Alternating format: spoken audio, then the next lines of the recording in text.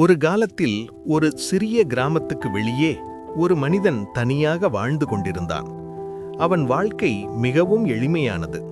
தினமும் காலை எழுந்து காட்டுக்குள் சென்று காய்ந்த மரக்கட்டைகளை சேகரித்து நகரத்தில் விற்று அந்த காசில் வாழ்ந்து வந்தான். ஒரு நாள் காட்டுக்குள் மரக்கட்டைகளை சேகரித்துக் கொண்டிருந்தபோது அவன் கண்களில் பட்டது ஒரு சின்ன மலைப்பாம்பு குட்டி.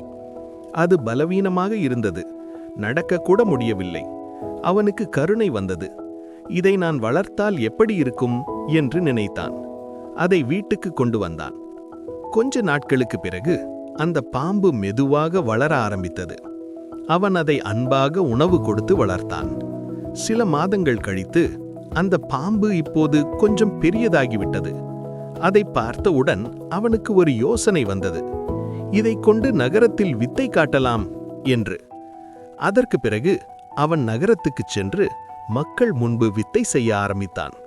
பாம்பு அவனை இறுக்கி பிடிக்கும். உடனே அவன் கத்துவான், ஐயோ, காப்பாற்றுங்கள், காப்பாற்றுங்கள் என்று. மக்கள் பயந்து அவனை காப்பாற்ற ஓடி வருவார்கள். அவர்கள் அருகில் வரும்போது பாம்பு அவனை விட்டுவிடும். மக்கள் ஆச்சரியப்படுவார்கள், இந்த பாம்பு அவன் சொல்வதை கேட்கிறதே என்று. நாட்கள் கடந்து போனது. அவன் தினமும் இதே மாதிரி நாடகமாடினான். மக்களை ஏமாற்றி காசு சம்பாதித்தான். இப்பொழுது அந்த பாம்பு மிகவும் பெரியதாகிவிட்டது. உயரமாகவும் பலமாகவும் மாறிவிட்டது. ஆனால் அவன் இன்னும் அதை விளையாட்டாக எடுத்துக்கொண்டான். ஒரு நாள் அதே போல வித்தை நடந்து கொண்டிருந்தது. பாம்பு அவனை இறுக்கி பிடித்தது. அவன் மீண்டும் கத்தினான், ஐயோ, காப்பாற்றுங்கள், காப்பாற்றுங்கள் என்று. ஆனால் இந்த முறை யாரும் வரவில்லை. ஏனென்றால் மக்கள் நினைத்தார்கள், இவன் எப்போதும் இப்படித்தான் நாடகமாடுவான் என்று. ஆனால் இந்த முறை அது நாடகம் இல்லை. அந்த பாம்பு உண்மையாகவே அவனை இறுக்கி பிடித்தது. அவன் கத்தினான், அவன் அழுதான். ஆனால் யாரும் உதவ வரவில்லை. சில நிமிடங்களில் அந்த பாம்பு அவனை முழுவதும் அழித்துவிட்டது. ஆரம்பத்தில் சிறிய தவறுகள் நமக்கு பெரியதாக தோன்றாது.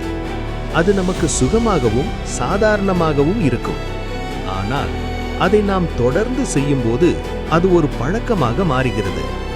அந்த பழக்கம் மெதுவாக வளர்ந்து ஒரு நாள் நம்மையே கட்டுப்படுத்த ஆரம்பிக்கும். இறுதியில் அதே சிறிய தவறு நம்மையே அழிக்கும் நிலைக்கு கொண்டு செல்லும். சின்னதாக ஆரம்பிக்கும் தவறுகளை கவனிக்காமல் விட்டால் ஒரு நாள் அது நம்மையே அழித்துவிடும்.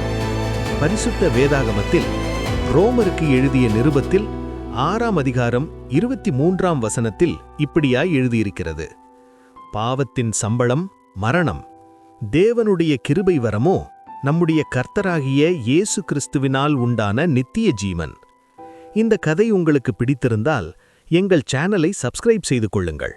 இப்படிப்பட்ட அநேக கதைகள் உங்களை தேடி வரும். நன்றி.